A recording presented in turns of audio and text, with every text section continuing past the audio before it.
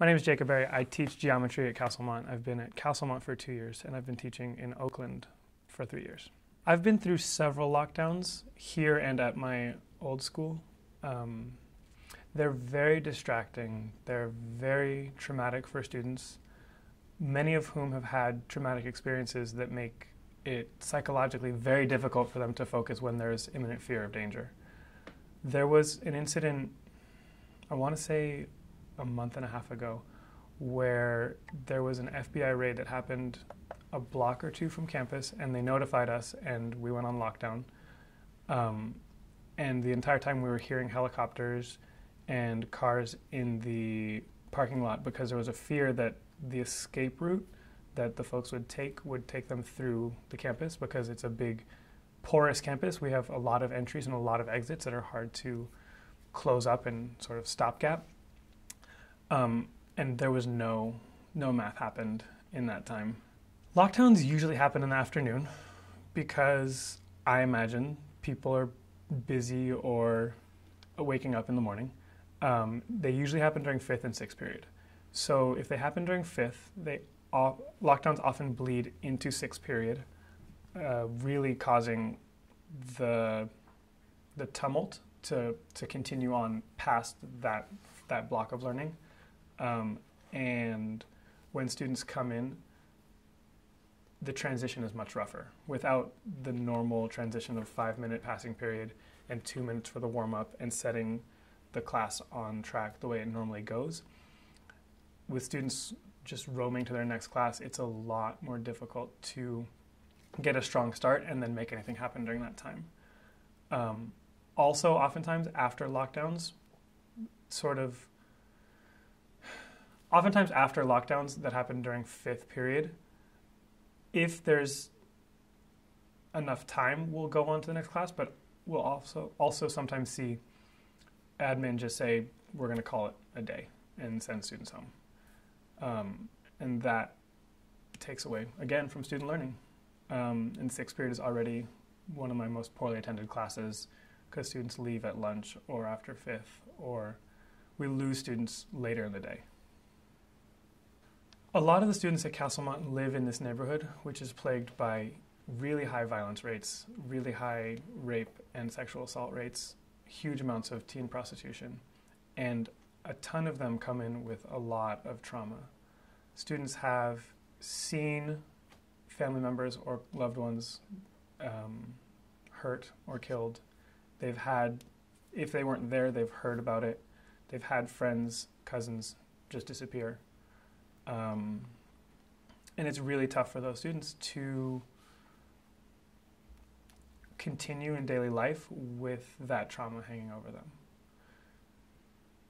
Students who've had that kind of trauma are that much more fragile in the classroom, even outside of traumatic environments. If a student slams a desk, they don't hear the sound of someone hitting a desk. They hear the sound of gunshots. When someone takes a potato chip wrapper, bag, and pops it, 3 students jump to the ceiling because, to their experience, in this neighborhood, it's not just a potato chip bag. And they carry that everywhere. So we have some resources for students who have this trauma. There is a clinic next door that's run through the Children's Hospital of Oakland, but their waiting list is huge. Teachers can submit what's called a care referral, where a counselor will follow up with a student and pull them out of class and work with them and do counseling. But care referrals, last I remember, in April, we're on a 3-month backlog. So students that were referred in January, we're just starting to get appointments.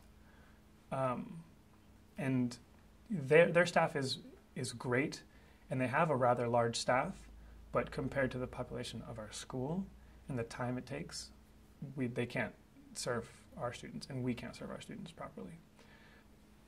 When you say, what do those students do? Students who carry that kind of trauma with them and don't get treatment are often really, really, really hard-pressed to be functional in the classroom. The best teachers in this environment are the ones who connect most deeply with their students. And if you have a deep connection with somebody, their pain is going to hurt you. A lot of teachers don't take care of themselves and don't have ways that they deal with that transitive trauma, for lack of a better way to say it. And so you see a lot of people taking a lot more sick days. You see people leaving after 2 years, 3 years, because there isn't support from above. In the events that there is support from above, they don't often have the tools to really support teachers, even if their heart is there. When you have that kind of turnover in these classrooms, in these schools, students don't have a chance to develop trust and the loving, caring relationships that make functional classrooms. You have to meet people all over again. You have to learn to trust them all over again. The students that I connect most with this year are ones that I knew last year because I was in this space, because even though I wasn't teaching them, I was around and we met and we talked, and that relationship has carried over into this year and made for much stronger relationships in the classroom. Those relationships are what you can leverage to make a tough day into a successful, challenge day. One of the biggest problems at Castlemont is that without a really well-defined structure for dealing with truancy, be it absenteeism or tardies, students don't have structures holding them accountable. We don't have as many administrators as we had last year, granted because we have less students and less money, but we have less administrators, which means there's less people holding students accountable to their attendance and to their behavior also. We end up with a lot of students showing up very late to school, students telling me they show up at 11 o'clock, students telling me that they just showed up at lunch, or students leaving at lunch. So first and second period can often be really poorly attended, as can fifth and sixth period. As the year progresses, you see more and more students giving up and losing hope. There's always a big drop-off right after February, because for 10th graders, that's when they take the California High School exit exam. And after that test, which has been a good motivator to get students in the classroom, they stop showing up. Also, during the sixth marking period, which we're in right now, there's also a big drop-off. I've had classes that are supposed to be 25 to 30, ending up with 10 or 15 kids. And the roster just shrinks over the course of the year. At the beginning of the year, here's just an example of how you can see that. At the beginning of the year, I would make 120 copies of the class worksheet. And I would usually have 5 left over because I make too many on purpose, but my roster had 130 on it. So there were about 15 kids that weren't showing up on a daily basis. Now I make 85 copies a day, and I end up with 10 extras. I have students in my class who are earning A+, have done every assignment, and are at the very top of their class. But comparing them to other students at Skyline or at more wealthy schools, or heaven forbid comparing them to a private school, the work that an A+ student is doing here correlates to a B- or a C+ at other schools. And it's really hard for me to see that because I don't feel like I'm changing it.